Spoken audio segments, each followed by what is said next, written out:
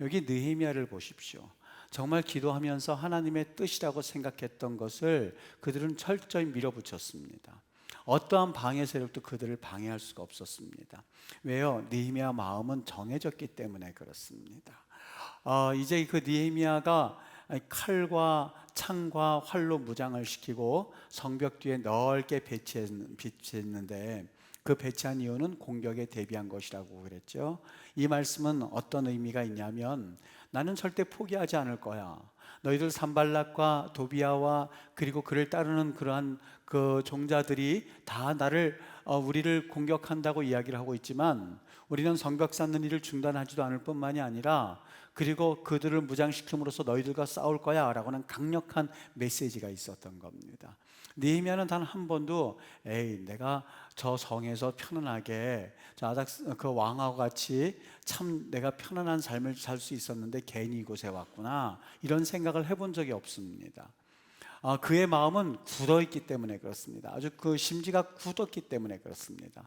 중도에 후회함도 없을 뿐만이 아니라 결코 포기함도 없었습니다. 느헤미야는 이 백성들이 지금 현재에 두려워하고 있다는 것을 강력하게 아주 잘 알고 있었던 사람입니다. 여기 14절을 보면 14절 가운데에 분명히 말합니다. 두려워하지 말아라 라고 말합니다. 여러분, 세상에 가장 두려운 것이 뭔지 아십니까? 그거는 두려운 마음을 가지는 일입니다. 세상에 두려운 것이 있다면 두려운 마음을 가지는 것이 가장 두렵습니다. 두려움에 사로잡히게 되면 자기가 하던 일도 못하게 되고 무기력해지게 되고, 그리고 사람이 방어적이 됩니다. 도망가려고만 합니다. 여기 이 느헤미야가 백성들을 가만히 보니까 두려워했는데 그 두려움의 대상이 있었던 겁니다. 뭐예요? 산발랏이었었고 도비아였었고 그리고 사마리아 사람들이었습니다. 백성들은 그 사람만 보면 무서워했습니다. 그런데 이와는 반대로 대상이 있는 두려움도 있지만 대상이 없는 두려움도 있습니다. 인생 자체를 두려워하는 사람들이 있습니다. 누가 무서운 사람이 있고 공격할 사람이 있어서가 아니라 하나님이 내 마음에 없을 때는 불안하기 마련입니다. 모든 것이 더 잘 될 때 오히려 더 불안해합니다. 목적이 없을 때는요, 사실 돈을 벌어도 두려워하기 마련입니다. 좋은 집을 가지고 있고 그리고 내가 평안히 살고 있다 한다 할지라도 삶의 목적도 없고 의미도 없고 하나님이 없는 사람들은 모든 일이 더 잘 되면 잘 될수록 오히려 두려워할 때가 있습니다. 두려움을 가진 사람은 영적 전쟁에서 승리하기 어렵습니다. 그런데 그 두려움을 이겨낼 수 있는 한 가지 하나님이 우리에게 주신 방법이 있습니다. 그것은 믿음입니다. 어두울 때에 빛이 들어오면 그 어둠은 사라지는 것처럼 우리 두려움이라고 하는 것은 믿음이 생기면 그때부터 언제 두려움이 있었느냐는 듯이 그냥 사라지기 마련입니다. 믿음의 불이 활활 타오르기 시작하면 상대적으로 두려움은 약해지기 마련입니다. 그런데 믿음이 약해지게 되면 두려움이 살아나게 됩니다. 그래서 나를 무기력하게 만들고 나를 패배하게 만듭니다. 느헤미야는 백성들이 지금 두려워하고 있구나, 저 백성들이 두려워 떨고 있구나 하는 것을 눈치챘습니다. 그리고 나서 그들에게 당신들 두려워하지 마십시오, 대신 뭐라고 그래요? 하나님을 두려워하십시오 라고 말합니다. 여러분, 이게 그냥 일반적인 말 같지만 참 신기합니다. 하나님을 두려워하면 세상에 두려울 것이 없습니다. 여러분, 사람을 기쁘게 하랴 하나님을 기쁘게 하랴, 사도행전 말씀에도 있습니다만 정말 하나님을 기쁘게 하려고 노력해 보시면 굳이 사람을 기쁘게 하려고 하지 않아도 괜찮습니다. 정말 세상에 두려운 것이 없어지게 마련입니다. 위대한 하나님을 두려워해 보십시오. 그리고 하나님 앞에 그 두려움, 하나님을 경외하는 마음을 가져보시면 세상에 대해서 얼마나 담대한지 모릅니다. 두려움을 가진 사람은 항상 그 마음 가운데에 불안에 떨고, 사람을 봐도 사실상 사람을 직접 쳐다보질 못합니다. 직장에서도 담대하지 못합니다. 나 뭐 먹고 살지? 만약에 내가 여기서 사장님한테 밉보여서 쫓겨나면 어떻게 되지? 직장에서 지금 블랙리스트를 작성하고 있다고 하는데 이 블랙리스트에 걸려들면 난 쫓겨나게 될 텐데 머리에서 맴맴 돌기 마련입니다. 그런데 믿음 있는 사람은, 하나님을 믿는 사람들은 블랙리스트가 작성되어 있고 그리고 사람들이 이제는 정리를 한다고 했을 때에도 절대 두려워하지 않습니다. 하나님이 하나님의 나라와 그 일을 구하면 먹을 것과 입을 것과 마실 것 허락해 주신다고 하셨는데 설마 나 하나 굶어 죽일까? 나 굶어 죽일까? 우리 하나님의 영광을 위해서 일하고 하나님의 나라를 위해서 일하고 싶어 하는데 하나님이 왜 그냥 두시겠어? 라고 하는 담대한 마음이 생기게 됩니다. 여러분 그거 아십니까? 한쪽 문이 닫히게 되면 반드시 하나님은 한쪽 문을 여시는 하나님입니다. 그렇기 때문에 한쪽 문이 닫혔을 때에 또 한쪽 문이 열려지는 것을 우리는 분명히 믿고 그 열려진 문을 바라봐야만 하는데, 두려움에 떨려 있는 사람은 문이 닫혀진 것은 보일지언정 문이 또 다른 문이 열려져 있다는 것을 절대 보지 못합니다. 이것이 얼마나 큰 낭패인지 모릅니다. 여기 느헤미야가 말합니다. 여러분 두려워하지 마십시오. 그 대신 하나님을 바라보십시오. 하나님을 두려워하십시오. 우리의 대상, 우리가 두려워하는 그 대상이 누구인지를 분명히 할 때에 사실 세상 아무것도 아니거든요. 여러분 세상이 굉장한 것 같죠? 사실상 세상이 거대한 어떠한 그 힘의 논리에 의해서 가는 것 같지만요, 가만히 보면 세상 별거 아니라는 것을 느끼게 됩니다. 세상의 모든 나라의 대통령들이 움직이는 것 같지만 가만히 보면 기도할 때에 하나님께서 대통령의 마음까지 움직인다고 하는 것을 아마 느낀 사람은 느끼셨을 겁니다. 그들도 역시 사람이라는 것을 안다면 결코 우리는 이 세상에 하나님만큼 더 두려운 존재가 어디 있을까 하는 것을 강력하게 느끼거든요. 여기 느헤미야가 믿음을 가지고 싸우라고 그랬습니다. 둘째는 여기 14절에 있는 것처럼 아내와 가정을 위해서라도, 가족을 위해서라도 싸우라고 했습니다. 세상에서 가장 무책임한 사람은 자기의 가정을 내팽개치는 사람입니다. 그리고 마음대로 사는 사람입니다. 가만히 생각해 보면 자기가 힘이 있기 때문에, 뭔가 혼자 살 수 있기 때문에 가정을 내팽개치고 나만 위에서 산다고 하지만, 만일 나이가 들고 그리고 병이 들면 누가 그러한 아버지, 그러한 남편을 돌볼 수 있단 말입니까? 정말 여기에서 느헤미야는 사람들에게 두려워하지 마십시오. 그리고 담대하십시오. 하나님을 두려워하십시오. 그리고 주의 이 거룩한 일들을 위하여서 최선을 다해서 싸우십시다 라고 하면서 그들에게 용기를 북돋아 줍니다. 여러분 그 용기가 어디에서부터 시작되었다고 생각하십니까?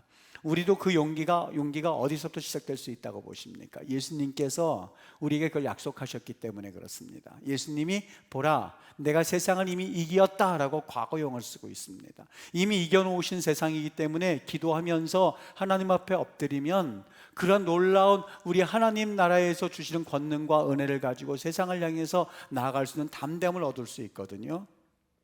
그것을 믿기만 하면 우리는 하나님이 얼마나 놀랍게 이 세상 가운데 하나님이 계획하고 계시는지, 또 하나님의 영광을 위해서 우리를 사용하실 계획을 가지고 계신지 그것을 깨닫게 됩니다. 여러분 두려워하지 마십시오. 기도하십시오. 처음 기도할 때는 힘이 들 때가 있지만 그 시간이 지나서 하나님께서 은혜를 주셔서 기도하게 되면 나도 모르게 너무 강력한 그런 힘을 경험하게 됩니다. 아마 여러분들 경험하셨을걸요. 육신은 굉장히 피곤한데 정말 성령의 은혜를 경험하고 기도하다 보면 그 피곤함도 잊어버리고 그리고 기도함으로써 하루를 살아갈 수 있는 힘을 얻는다는 거예요. 정말 이것은 말로 설명할 수 없는 신비한 그 무엇이 있습니다. 하나님의 능력은 말이 있지 아니하고 능력이 있기 때문에 그렇습니다.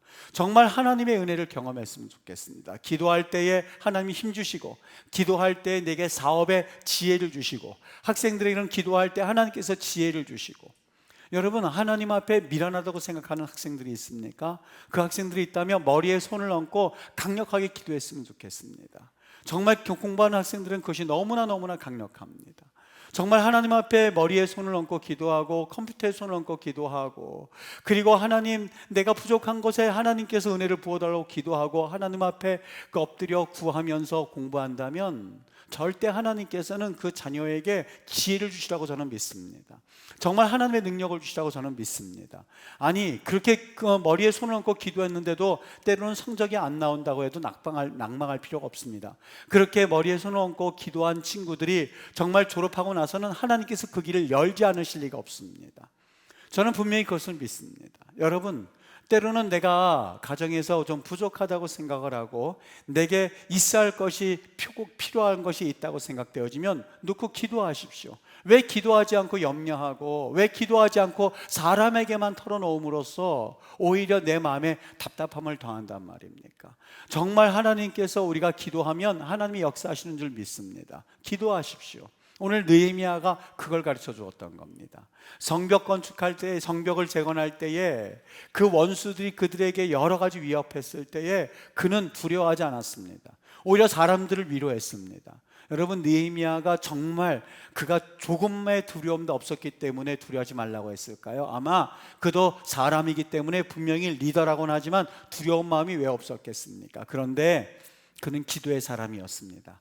정말 두려움이 있을 때 먼저 기도하면 하나님께서 힘주시는 것을 알고 자기가 받은 하나님의 음성을 가지고 전했을 때에 하나님의 사람들이 그 영적 양식을 먹고 선한 영향력이 미쳤었던 겁니다.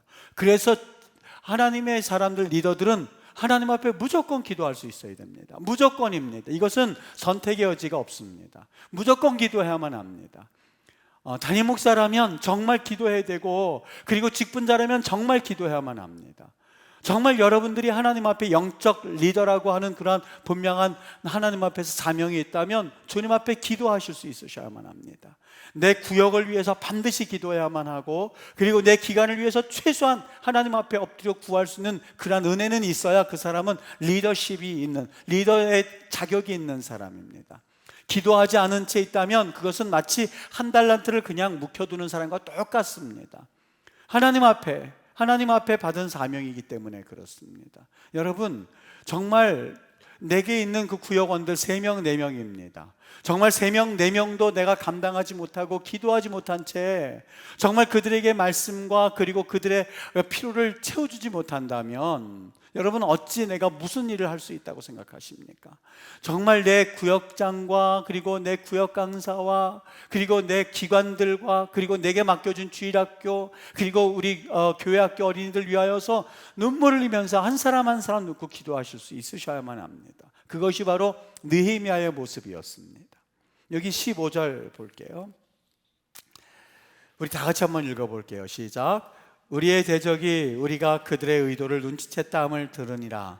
하나님이 그들의 꾀를 패하셨으므로 우리가 다 성에 들어와서 각각 일하였는데 이스라엘 대적들이 자신들의 계획을 이스라엘이 눈치챘다 하는 소식을 들었다고 되어 있습니다. 이것은 대적들이 느헤미야의 적극적인 대처로 인해서 우리가 이스라엘 기습할 수가 없구나, 그렇게 하고선 자기의 계획을 포기할 수밖에 없었다는 것을 말씀해 주고 있습니다. 그런데 여러분 잘 보세요. 기도했더니 어떻게 됐어요? 하나님이 그들의 꾀를 패하셨다라고 되어 있습니다. 그들의 꾀를 패한 것은 느헤미야의 지혜가 아니었었어요. 느헤미야의 능력이 아니었었어요. 하나님께서 그들의 꾀를 패하셨어요. 어떻게 했을 때? 기도할 때요. 여러분, 우리가 기도하지 않으면 내가 일하는 것 같습니다만 내가 정말 기도하면 그때부터 하나님이 일하시는 것을 경험하게 되거든요. 우리 삶 가운데에 여러분 기도했을 때 정말 예상하지 않았었던 일들이 풀려나가는 것을 경험해 보신 적이 있습니까? 정말 하나님께서 그 일 가운데 간섭해 주셔서 어떻게 이런 일이 일어났지? 라고 생각할 만큼 그런 기적들을 가지고 계십니까? 만약에 그런 기적들이 있다면 당연히 우리가 기도할 이유가 됩니다. 목사님, 저는 그러한 경험을 한 번도 해본 적이 없는데요, 만약 그러한 영혼들이 있다면 이 시간 이후로부터 기도함으로써 그 간증이 있어야 됩니다. 정말 누구나 할 것 없이 크리스찬들에게는 증거자가 되어야 되면, 위트니스가 되어야만 합니다. 어떤 증거자가 되어야 돼요? 하나님이 살아계셔서 그래서 나에게 이러한 놀라운 일들을 이루셨습니다는 그러한 간증이 있어야만 합니다. 분명히 그런 확신이 있어야만 합니다. 아무리 머리로 내가 믿으려고 해도 안 되는 사람들이 얼마나 많습니까? 여러분, 복음을 전하고 또 그 복음에 대해서 말을 하지만, 예수님에 대해서 말을 하지만 예수님에 대해서 듣지 못해서가 아니라 들었음에도 불구하고 믿어지지 않아서 그 믿음을 갖지 못한 사람들이 얼마나 있습니까? 그렇기 때문에 우리가 기도해야 할 첫 번째 제목이 있다면, 하나님 내게 믿음을 주십시오. 하나님 내게 표적을 주십시오. 그게 기드온이었었습니다. 기도는 도대체 이 엄청난 싸움 가운데 하나님이 함께 하신다는 것을 그는 믿을 수가 없었습니다. 왜요? 우리의 군대들은 적은 군대들이고 저 미디안의 군대들은 엄청난 양의 군대들이었다는 것을 그는 알고 있었기 때문에 도저히 믿음을 가질 수가 없었습니다. 하나님께 기도하기 시작합니다. 하나님, 저에게 표적을 보여주십시오. 어떻게 보여주면 되겠니? 제가 양털이 요만큼 있는데 다른 땅은 다 젖게 하시고 양털만 축축히 젖게 해주시옵소서. 정말 그렇게 됐습니다. 한 번 경험했는데 이 기드온은 또 한 번 체험하고 싶었습니다. 하나님, 이번에는 반대입니다. 이 양털만 젖지 않고 온 땅이 다 젖게 해주시옵소서. 하나님이 그것도 허락해 주셨어요. 믿음을 가졌습니다. 우리 예수님이 얼마나 답답하셨는지 도마에게 손가락을 손에 넣어보라고, 그래서 믿음 없는 자가 되지 말고 믿음 있는 자가 되라고 말씀을 하셨거든요. 여러분, 만일 내게 있어서 간증이 없다면 하나님 앞에 구하지 않았기 때문에 그렇습니다. 하나님, 내가 이러한 기적이 필요합니다. 하나님, 내게 있어서 이러한 간증이 필요합니다. 나 예수님에 대한 분명한 확신이 있어야 됩니다. 그 확신을 가지고 전해야만 합니다. 여러분, 증거자라고 하는 것은 단순히 예수님에 관한 지식을 말하는 사람들이 아닙니다. 그 어느 날 여인이 예수님을 몰라서 증거하지 않았겠습니까? 아니요, 예수님과 대화했던 그 기간이, 물론 거기는 짧은 오후 반나절 만의 시간이라고 되어 있습니다만, 예를 들어서 그 기간이 오래되었다고 생각해 보십시오. 예수님을 경험하기 전까지는 그 여인은 전도 한마디 해보지 못했습니다. 그런데 예수님이 누구시라는 것을 경험하고 그분이 어떤 분이라는 것을 경험했던 그 여인은 그 즉시로 가서 물동이를 내버려두고 그 즉시로 가서 그동안 그토록 보고 싶지 않았었던 동네 사람들에게 와 보라 라고 전도하지 않습니까? 뭐라고 전도했을까요? 나는 봤어. 나는 예수님 봤어. 나는 그분이 누구인지를 알아 라고 하는 모습으로 전했지 않았겠습니까? 예수님을 전할 때 어떤 분들은 교육을 받지 못하고 어떤 분은 전도 교육을 받지 못해서 전하지 못하는 걸로 이해하고 있습니다. 여러분, 설교할 때에 아니면 누군가 어떤 말씀을 증거할 때에 반드시 거기는 어떤 체계가 있어야 된다고 생각하십니까? 물론 그럴 수도 있지요. 그런데 드와이트 무디 같은 사람은 초등학교밖에 나오지 못했습니다. 말은 하는 것이 어눌했습니다. 여러분, 그 사람이 도대체 어떠한 교육 가운데 설교를 할 수 있었겠다고 생각합니까? 그런데 드와이트 무디에게는 하나님에 대한 열정, 예수님에 대한 열정이 있었습니다. 그리고 그가 보고 듣고 경험한 예수님을 증거했을 때에 수많은 사람들이 주께로 돌이키는 그런 기적을 경험했거든요. 내가 본 대로, 내가 경험한 하나님은 이런 분이야 라고 하면 거기에 맞는 하나님의 사람들을 붙여주어서 주의 일을 감당하게 합니다. 주님 앞에 이러한 사명을 감당할 수 있어야 됩니다. 여러분, 내가 예수님 믿으면서 단 한 번도 복음을 증거하지 못했고 단 한 명도 나로 인하여서 복음을 들은 사람들을 내가 전도하지 못했다면 정말 하나님 앞에 회개해야 되지 않겠습니까? 정말 그러한 영혼들이 있다면 하나님, 내가 하나님 앞에 어떻게 살아야 되겠습니까? 라고 하는 열정을 다시 한번 회복하기 위해서 기도해야 되지 않겠습니까? 저와 같이 여러분, 그런 열정을 위해서 우리 기도해야 되겠습니다.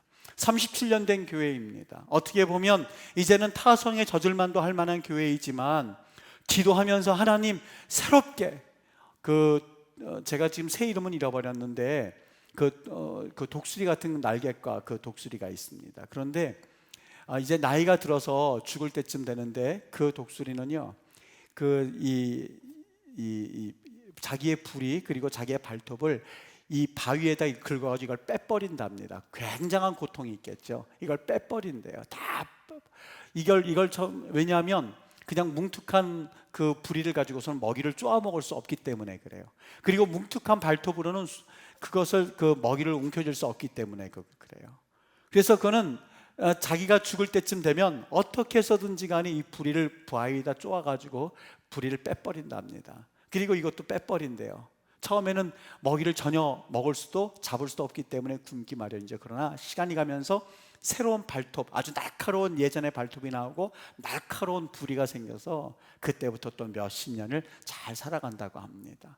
여러분, 주님의 은혜 가운데에 우리 그리스도인들이 하나님 앞에 기도하면 내가 뭘 바꿔야 되겠다, 내가 어떤 게 변화되어야겠다, 하나님 앞에서 어떤 걸 다시 한번 하나님이 원하시는구나 하는 것을 깨달아서 주님 앞에 서면 우리는 새로운 발톱과 새로운 부리를 가지고 하나님 앞에 또 다른 역사를 경험할 수가 있거든요. 우리 교회뿐만이 아니라 한국교회의 현재의 모습입니다. 한국교회가 이제 100년 된 그러한 모습과 역사를 가지고 있다면 다시 한번 종교개혁과 같은 재갱신이 한번 일어나야만 합니다. 그때 비로소 하나님의 더 놀라운 일들을 감당할 수 있는 우리 주의 은혜 가운데 우리 임마누엘 교회가 그런 교회가 되기를 주의 이름으로 축복합니다. 여기 16절에 보면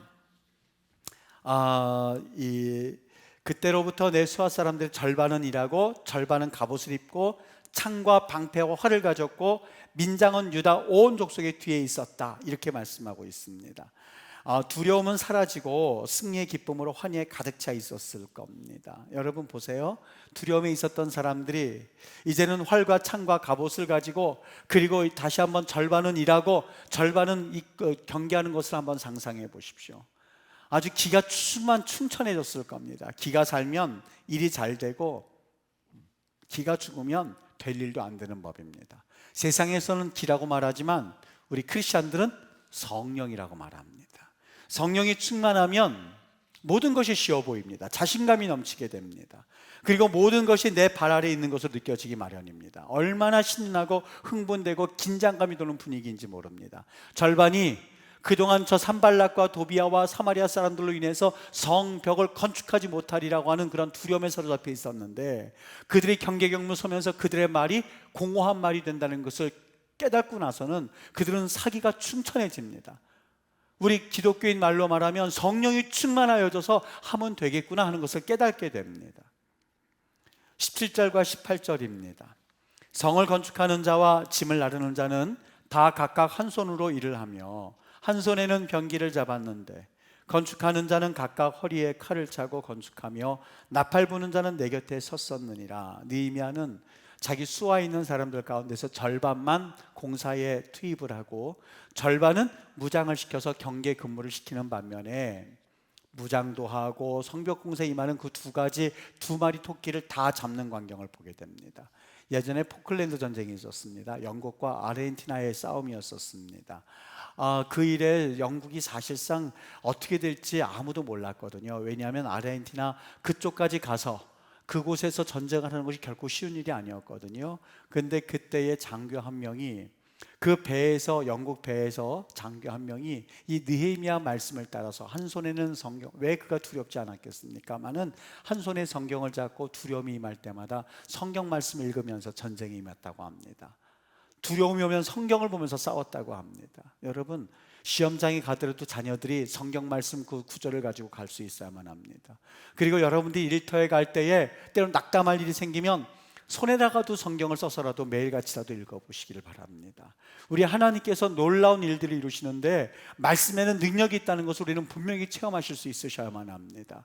그리고 여러분들이 어떤 일을 하든지 간에 성경을 마음판에 새기고 그 성경 말씀에 힘을 얻고 하나님 앞에 여러분의 그 생업에 종사해 보십시오. 놀라운 역사들이 일어나게 될 겁니다. 한 사람도 예외 없이 성벽 공사하는 데 참여했습니다. 예외 없이 공격했는데 한 사람만 일에 참여하지 않았죠. 누구요? 느헤미야가 꼭 나팔수를 데리고 갔습니다. 나팔을 불 때에 적이 공격하는 것도 깨닫게 해주고, 그리고 나팔을 불므로 인해서 언제 우리가 또한 방어를 해야 될지 그런 걸 알려줄 수 있기 때문에 나팔수는 옆에 데리고 갔었던 것 같습니다.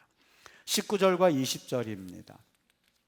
내가 귀족들과 민장들과 남은 백성에게 이르기를 이 공사는 크고 넓음으로 우리가 성에서 떨어져 거리가 먼즉 너희는 어디서든지 나팔 소리를 듣거든 그리로 모여서 우리에게로 나오라. 우리 하나님이 우리를 위하여 싸우시리라. 우리 하나님께서 우리를 위하여 싸우시리라. 내가 싸우면 사탄의 세력은 결코 이길 수가 없습니다. 여러분, 그건 사실입니다. 사탄 너무 이그노하지 마십시오. 뭐라고 말해야 되나요? 사탄 너무 이렇게 무시하지 마십시오. 그리고 아무것도 아니야 이렇게 말씀하지 마십시오. 왜냐하면 사탄이 참 교묘하고, 그리고 얼마나 힘도 세고 얼마나 세상적으로 지혜로운지 모릅니다. 참 지혜롭습니다. 세상에 사는 세상 사람들 보면 참 지혜롭습니다. 볼 때마다 깜짝깜짝 놀랍니다. 어떻게 저런 지혜가 있지? 그런데 그렇게 하다가 좀 번뜩 깨닫는 것이 있다면 우리 하나님은 더 지혜롭고, 우리 하나님이 얼마나 지혜로운지 모릅니다. 하나님이 싸우면 마귀는 도망가 버립니다. 하나님께서 우리를 위해서 대신 싸우시기 때문에 그렇습니다. 그것이 바로 다윗이 사무엘상 17장 45절에서 했었단 말입니다.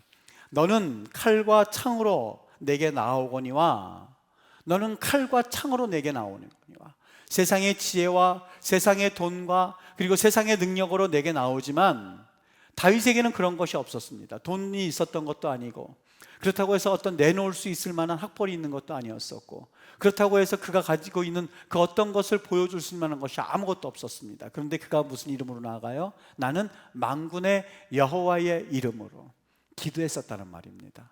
여러분, 기도하면 어떤 사람들은 어떻게 하면 내가 저 사람을 이길 수 있을까라고 하면서 두수 세수 생각할 때가 많이 있습니다. 그런데 이것은 인간의 지식에 불과합니다. 인간의 지식에 불과합니다. 어린아이들이 와서 예를 들어서 뭐가 있을까? 이 뻥튀기라는 거 있죠. 뻥튀기 있었을 때에 어린아이가 와서 너 집어가, 그러면 요만큼밖에, 고사리 많은 손으로 몇 개밖에 못 집어갈 겁니다. 그런데 그 담아주는 사람이 바가지를 퍼가지고 이렇게 담아주면 그건 상상도 할 수 없을 만큼 많은 것을 가져갈 수가 있죠. 우리 하나님이 그렇습니다.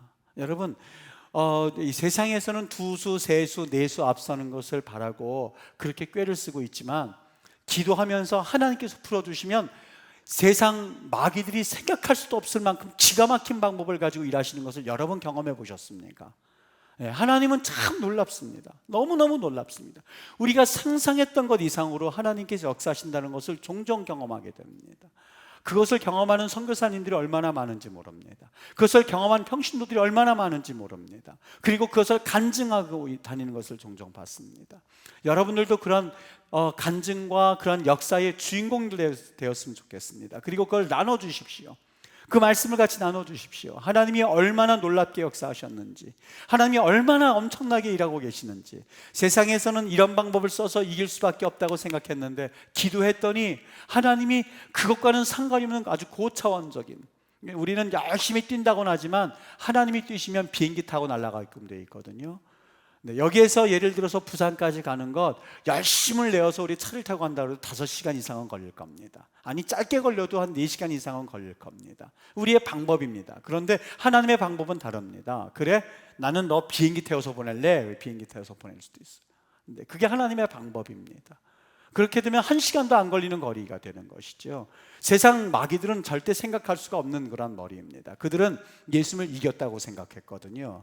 근데 이 하나님은 마귀들이 생각하지 못하는 그러한 수를 생각했습니다. 그것은 예수님을 십자가에 못 박음으로 인하여서, 그래서 모든 인류를 구원시키고 예수님은 다시 살아나게 하시는 하나님의 기적 같은 일이었습니다. 이것을 마귀들은 몰랐거든요. 왜요? 그들의 지혜는 한계가 있기 때문에 그렇습니다.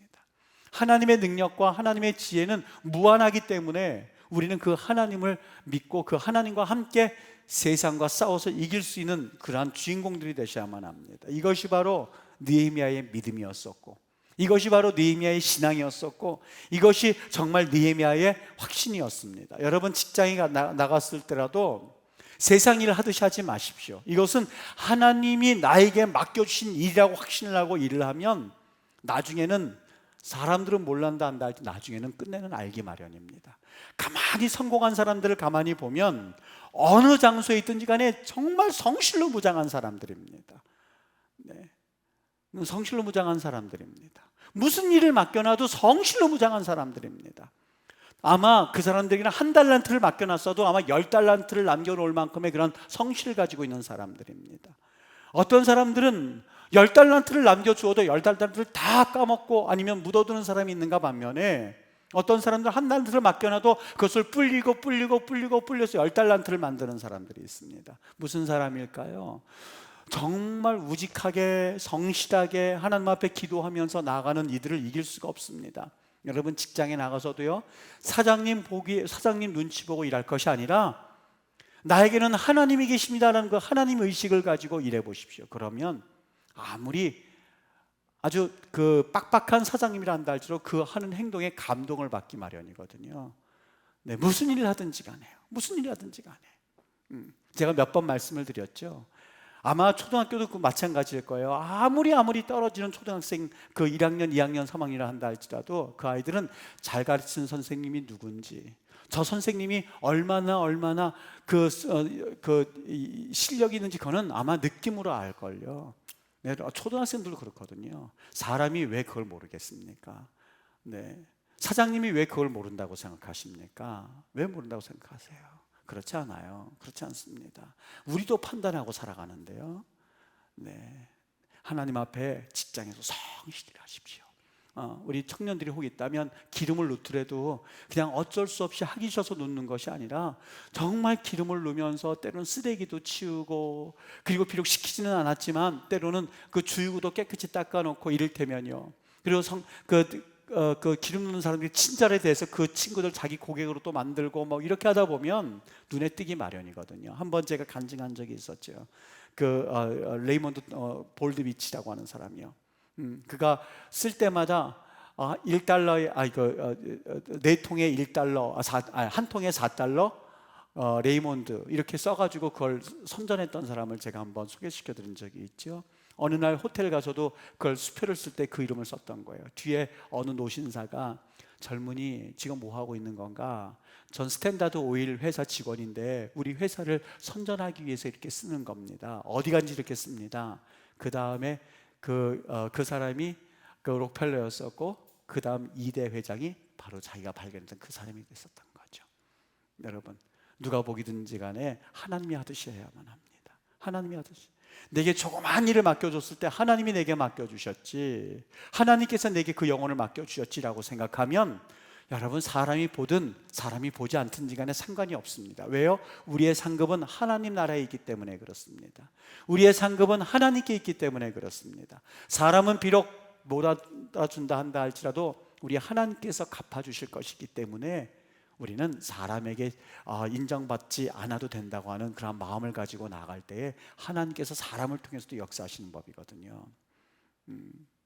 21절에 보면 그들이 이같이 공사하는데 무리의 절반은 동뜰 때부터 별이 나기까지 창을 잡았으며 한 손에는 곡괭이를 한 손에는 창과 활을 들고 건축했다. 여러분, 얼마나 최선을 다했겠습니까? 그들이 일을 하는데 동틀 때부터 시작해서 별이 나기까지 창을 잡았다. 여러분, 이게 이해가 되어지십니까? 동틀 때부터 별이 나기까지 창을 잡았다. 한 손에는 곡괭이를, 한 손에는 창과 활을 들고 건축했다. 정말 최선을 다했습니다. 근데 제가 이 말씀을 읽다가 불현듯 무슨 생각이 떠올랐는지 아십니까? 동틀 때부터 시작해서, 그래서 이 질 때까지 그들은 그냥 열심히 일만 했어요. 성벽을 최선을 다해서 이렇게 지었어요. 여기까지 읽었을 때에 갑자기 제 마음 들어서, 그러면 이 사람들이 도대체 어떻게 생활했을까? 그 마음이 들기 시작하는 거예요. 뭐 먹고 살았는 거죠. 뭐 먹고 살았을까? 왜냐하면 성벽 건축하고 이 하나님의 일이라고 여기에 집중하고 있는데, 그래도 자기가 벌어야 먹고 살 것 아니겠습니까? 뭐 어떻게 살았을까 하는 생각이 들었습니다. 여러분, 생계를 유지하는 문제에 그들이 관심을 둘 수가 없을 만큼 하나님의 일이 급했다는 것을 보여주고 있습니다.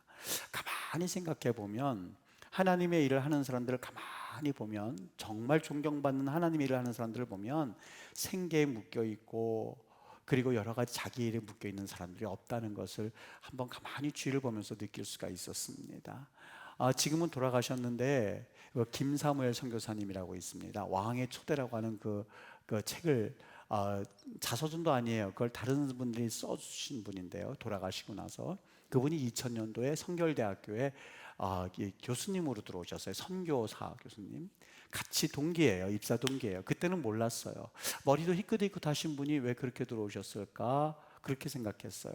그런데 그분이 월요일마다 비행기 타고 오셔서 가르치다가 다시 일본으로 돌아가세요. 나중에 아무도 잘 상담을 해주지 않는데 제가 물어봤어요.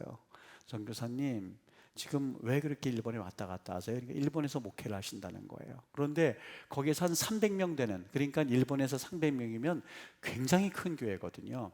거기서 담임 목사님을 하시다가 하나님께서 그분에게 음성을 들려주신 거예요. 이라크로 가라고요. 이라크로 가라고요. 그분이 이라크로 가서 이제 선교를 하시는데, 끝내는 거기에서 암을 진단을 받고, 한국에 와서 암 진단을 받고 이제 돌아가시게 됐는데요. 혼수 상태에 있다가 잠깐 눈을 떴어요. 그랬더니 그분 첫마디가 뭔지 아십니까? 첫마디가, 여기가 이라크입니까? 여기가 이라크입니까? 그는 꿈에도 잊을 수가 없었던 거예요. 눈을 떠도 이라크, 눈을 감아도 이라크. 왠지 아십니까? 하나님께서 사명을 주셨기 때문에. 제가 그 소리를 듣고 저에게는 좀 특별한 분이었었어요. 왜냐하면 처음 입사 동기로 있으면서 모든 분들이 사실상 잘 그분을 모르니까 대화할 수 없을 때 그분과 대화를 하면서 그분의 눈빛을 아직도 잊을 수가 없어요. 정말 연세는 있으신데 그 눈빛이 활활 타오르는 것 같았었어요. 정말 맑았어요. 그리고 뭔가 미친 사람처럼 뭐에 하나 집중되어 있는 것 같았었어요. 그리고 뭔가 저분이 저 눈빛이 뭔가 다르다는 걸 느꼈는데 나중에서야 그분이 그렇게 엄청난 선교사라는 것을 제가 책을 통해서 나중에 알게 되었었습니다. 지금도 그 눈빛이 얼마나 강력한지 잊을 수가 없는 눈빛이었었습니다. 그분이 언젠가 이런 얘기를 한 적이 있습니다. 저는 꿈을 꿨습니다. 꿈을 꿨는데 자기 꿈속에서 죽기 전에 설교를 하더랍니다. 죽기 전에 설교를 하더랍니다. 그 설교의 본문이 뭐냐면 갈라디아서 2장 20절 말씀이요. 내가 그리스도와 함께 십자가에 못 박혔나니 그런즉 이제는 내가 사는 것이 아니요 오직 내 안에 그리스도께서 사시는 것이다. 이제 내가 육체 가운데 사는 것은 나를 사랑하사 나를 위하여 자기 자신을 버리신 하나님의 아들을 믿는 믿음 안에서 사는 것이다. 그분이 돌아가시고 나서 설교 이 본문이었었습니다. 전 그 소리를 듣고 참 전율이 흐르는 것 같았습니다. 하나님이 사랑하시는 사람은 죽기 전에 자기가 어떠한 본문 말씀을 가지고 자기가 장례를 치를 것까지 알려주시는구나. 하나님이 참 사랑하시는구나.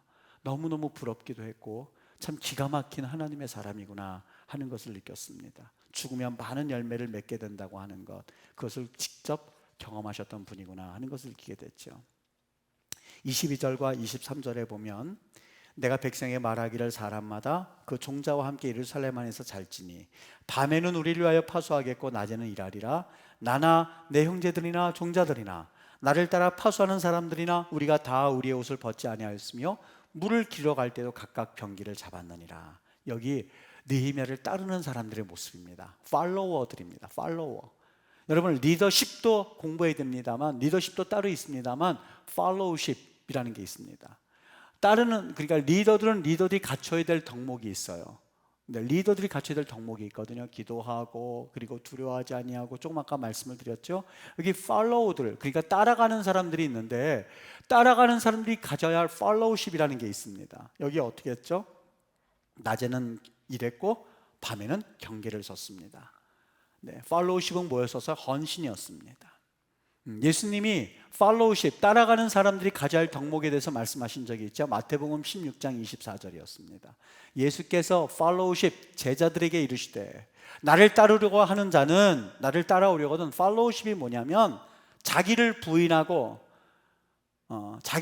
자꾸만 내 거 생각하고 어떤 일을 결정할 때 내 이득이 되는지 안 되는지 생각해보고 자기 십자가를 지고 어떻게든지 간에 내 십자가를 지지 않고 어떻게든지 부담이 없게 하려고 하고 하는 것이 아니라 자기 십자가를 지고 그리고 내 생각대로가 아니라 주님의 생각대로 나를 따르리라. 그것이 팔로우십입니다.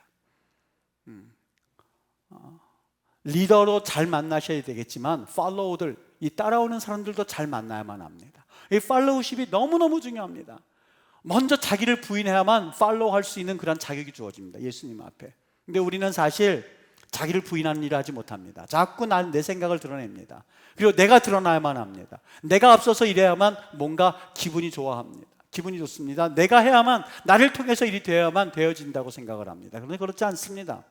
나를 통해서든 다른 사람을 통해서든 하나님의 일만 이루어질 수 있다면 만족할 수 있는 그런 복된 마음을 가지고 있어야만 합니다.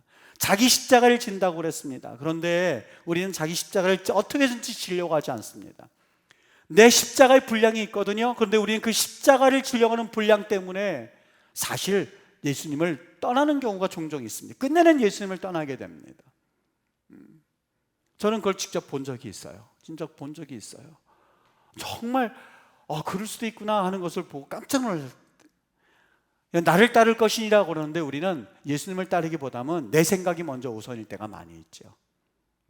오늘 여기 예수님이 그 말씀을 하셨던 겁니다. 여기 느헤미야를 따랐던 이 헌신 팔로워들 따라가는 사람들은 나름대로 그 팔로우십이 있었는데 헌신이 있었습니다. 여러분, 하나님의 일은 결코 헌신 없이 만들어지지 않습니다. 사나 죽으나 주님을 향한 헌신의 마음이 있을 때에, 그런 팔로우들이 많이 있을 때에 하나님의 일들은 이루어지기 마련입니다. 하나님의 나라는 결코 말에 있지 않습니다. 말만 가지고서는 하나님의 일은 절대 이루어질 수 없다는 것, 성경은 우리에게 반복해서 말씀해 주고 있습니다. 정말 예수님께서도 십자가의 고통을 당하시기 전에 땀방울이 핏방울이 되도록 기도하셨고, 그리고 그 땀방울과 핏방울과 같은 기도하셨을 때에 우리 주님은 직접 십자가 올라가시는 그런 은혜를 우리에게 먼저 보여주셨던 것이죠. 주의 내 가운데 믿음으로 또 우리 하나님의 거룩한 일들을 꿈꿔볼 수 있는 우리 하나님의 백성들 되시기를 예수님의 이름으로 축복합니다. 기도하겠습니다.